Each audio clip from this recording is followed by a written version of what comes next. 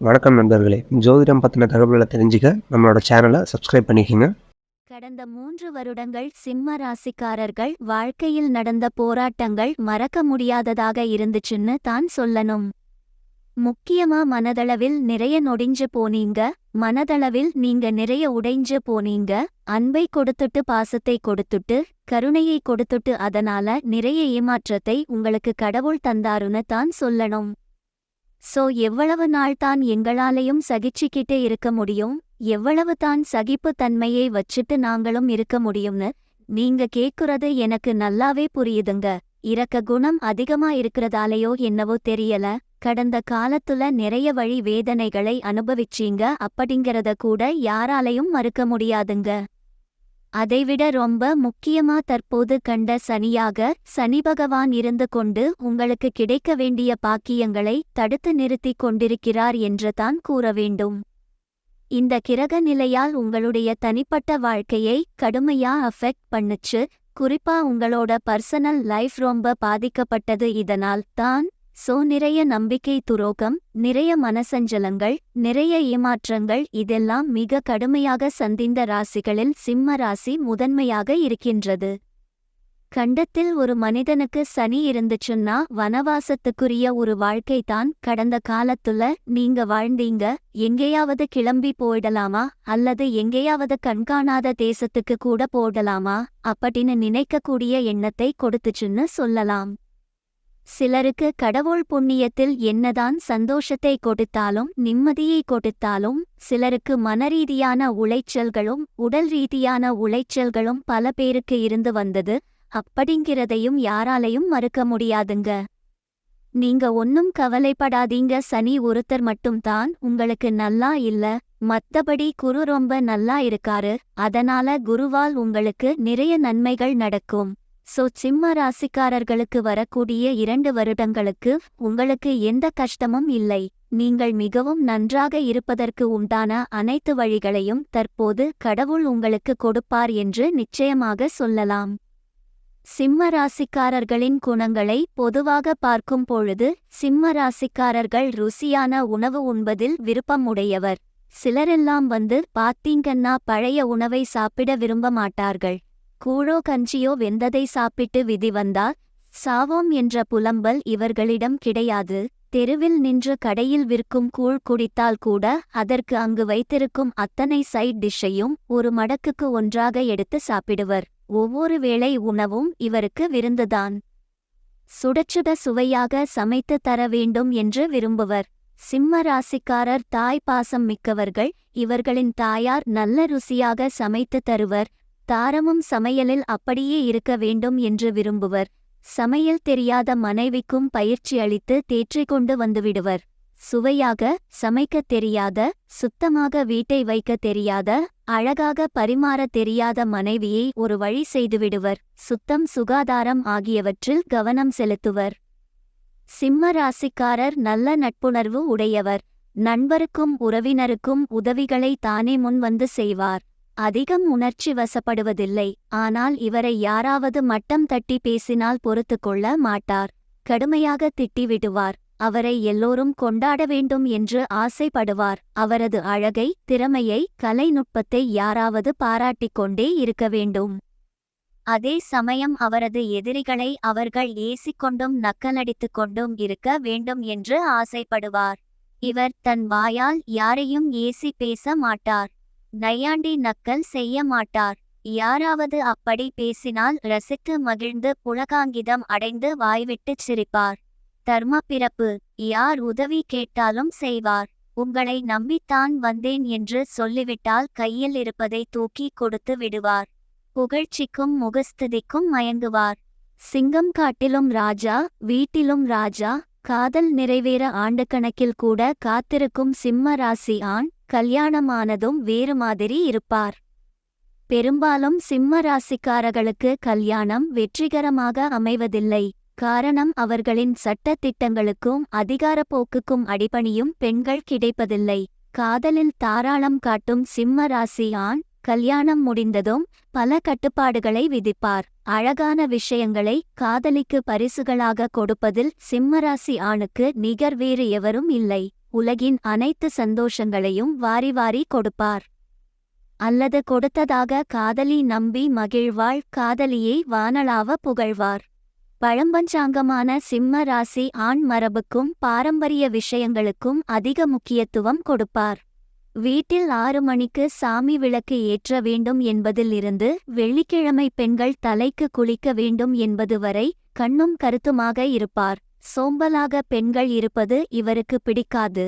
தலை சீவாமல் house code அல்லது nightie போட்டுக்கொண்டு பெண்கள் ரிலாக்ஸ்டாக பகலில் இருப்பதை இவர் வெறுப்பார். பெண் என்றால் இப்படித்தான் இருக்க வேண்டும், வீடு என்றால் இப்படித்தான் இருக்க வேண்டும் என்பதில் கவனமாக இருப்பார். சரிவாங்க, சிம்ம ராசிக்கான தமிழ் புத்தாண்டு பலன்களை டீடைலாக பார்க்கலாம். வரும் தமிழ் புத்தாண்டு எது நடந்தாலும் நன்மைக்கே என்ற உறுதிப்பாட்டுடன் உங்களின் செயல்பாடுகள் அமைந்திருக்கும். நிறைவேற்ற வேண்டிய பல பணிகள் உங்களை சுற்றி சுற்றி இருக்கும். பயணங்களால் அலைச்சல் அதிகமானாலும் கூட அவை அதிர்ஷ்டத்தை தருவதாகவே இருக்கும். பொருளாதாரத்தில் தன்னிறைவு ஏற்படும். உறவினர்கள், நண்பர்கள் மத்தியில் நற்பெயர் எடுப்பீர்கள். ஆன்மீக காரியங்களை மனநிறைவுடன் நடத்துவீர்கள். துன்பங்கள் விலகி போகும்.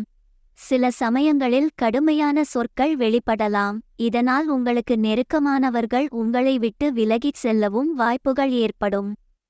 புதிய வாகனம் வாங்கவும், வீடு, மனைகள் வாங்கவும் மிகவும் நல்ல காலகட்டம் இது. ஏற்கனவே இருக்கும் வீட்டினையும் சீர் செய்ய வாய்ப்புகள் வந்து சேரும். குலதெய்வம் உங்களை அரண்போல் காக்கும். திருமண வயதை அடைந்தவர்களுக்கு நல்ல இடத்தில் திருமண வாய்ப்பும் சந்தான பாக்கியமும் கிட்டும். எதிரிகளின் இன்னல்கள் குறைந்து ஏற்றமான நிலை உண்டாகும். பிள்ளைகளால் பெருமை தொற்றிக்கொள்ளும். தம்பதிகளுக்குள் நல்ல இணக்கமான சூழல் இருக்கும். உடல்நலத்தில் முன்னேற்றம் காணப்படும். ஆயுள் அபிவிருத்தி ஏற்படும். வெளிநாடு வாய்ப்புகள் வந்து குவியும். உத்தியோகஸ்தர்களுக்கு அரசு மற்றும் தனியார் துறையில் உயர்பதவியில் உள்ள ஊழியர்கள் தங்கள் பணியில் திறம்பட செயலாற்றி கொடுக்கப்பட இலக்கினை அடைவார்கள். அடிக்கடி வெளியூர், வெளிநாடு பிரயாணம் செய்யும் நிலை உருவாகும். பள்ளி, கல்லூரி போன்ற கல்வி ஸ்தாபனங்களை நடத்தி வருபவர்களுக்கு உயர்ந்த நிலை ஏற்படும். சக அதிகாரிகளுடன் சுமூகமான நிலை காணப்படும். சொல்லும் செயலும் மிகுந்த கவனம் நிறைந்ததாக இருக்கும். மேலிடத்துடன் ஏற்படும் கருத்து மோதலால் அவப்பெயர் ஏற்படலாம். உத்தியோக உயர்வுக்காக கல்வி பயில்பவர்களுக்கு நல்ல முறையில் தேர்ச்சி பெற்று பணியில் உயர்வும் கிட்டும். வேலை பற்றி மனதிலிருந்த கவலைகள் நீங்கும். உத்தியோகம் தொடர்பான வழக்குகளில் உங்களுக்கு சாதகமான தீர்ப்பு வரும். உத்தியோகத்தில் எதிர்பார்த்த இடமாற்றம் கிடைக்கும். தொழிலதிபர்களுக்கு உணவு தானியங்கள், தாவர எண்ணெய்கள் உற்பத்தி செய்பவர்களுக்கு உற்பத்தி பெருகும். ஏற்றுமதி வாய்ப்புகள் வந்து குவியும். மருத்துவமனை நடத்துபவர்களுக்கு நவீன உபகரணங்கள் சேரும். இதனால் நல்ல பெயர் கிடைக்கும். ஆடைகள் சார்ந்த தொழில் செய்பவர்களுக்கு உற்பத்தி பெருகுவதோடு மட்டுமல்லாமல் அதிகமான ஆர்டர்களும் கிடைக்கும். தொழிலுக்கென்று புதிய வாகனம், அலுவலகம் வாங்குவீர்கள். சமூகத்தில் உங்களுக்கான மதிப்பும் மரியாதையும் அதிகரிக்கும். கடன் வழக்குகள் பைசல் ஆகும். லாபத்தை சேமிப்பதற்கான வாய்ப்புகள் தென்படுகின்றன. உங்கள் நிறுவன பங்குகள் உச்சத்தை தொட வாய்ப்புகள் கிடைக்கும். பங்குதாரர்களின் எண்ணிக்கை அதிகமாகும். வியாபார நிமித்தமாக வெளிநாடு செல்வோருக்கு எந்த தடங்களும் இராது.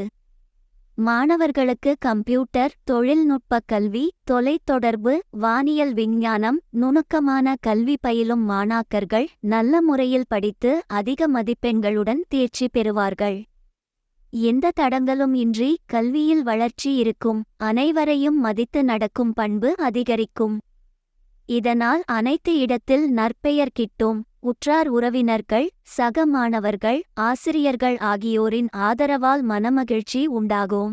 வாகனம் சார்ந்த படிப்பு, மின்சாரம், மிகப்பெரிய அளவில் கட்டுமானம் சார்ந்த கல்வி பயில்பவர்களுக்கு கவனச்சிதறல்கள் ஏற்படலாம்.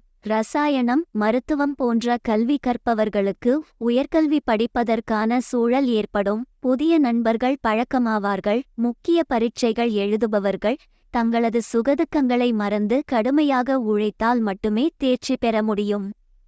பெண்களுக்கு குடும்பத்தை நிர்வாக செய்து வரும் பெண்களுக்கு நெருங்கிய சொந்தங்கள் மூலம் இன்னல்கள் ஏற்படலாம். புத்தி சாதுரியம் அதிகரிக்கும்.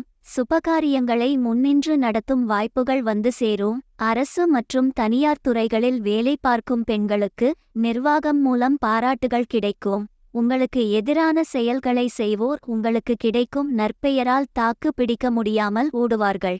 சமூகம் சார்ந்த பொறுப்புகள் கிடைக்கும். புத்திரபாக்கியம் எதிர்பார்ந்திருந்த பெண்களுக்கு நல்ல முறையில் கிடைக்கும். உங்களால் குடும்பத்தில் ஒற்றுமையும் குதூகலமும் நிறைந்திருக்கும். ஆரோக்கிய பலம் ஏற்படும்.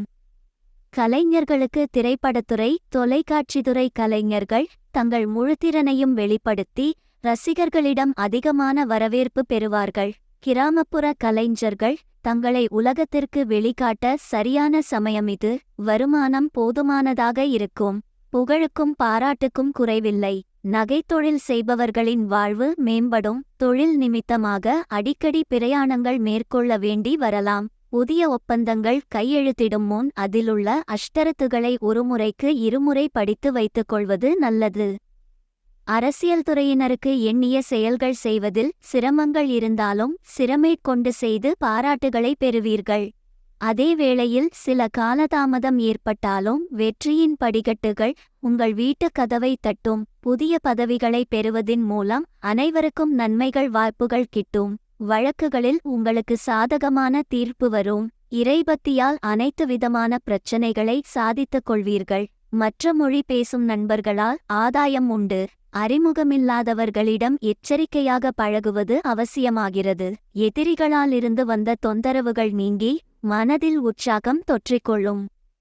பரிகாரம்: ஞாயிற்றுக்கிழமை தோறும் அருகிலிருக்கும் சிவன் கோவிலுக்குச் சென்று 9 முறை வலம் வரவும். சிறப்பான கிழமைகள்: ஞாயிறு, புதன், வியாழன். அனுகூலமான திசைகள்: தெற்கு, தென்கிழக்கு. அதிர்ஷ்ட எண்கள் 4, 5. அதிர்ஷ்ட திசைகள்: கிழக்கு, வடக்கு. செல்ல வேண்டிய தலம்: சூரியனார் கோவில், பாபநாசம், திருவண்ணாமலை.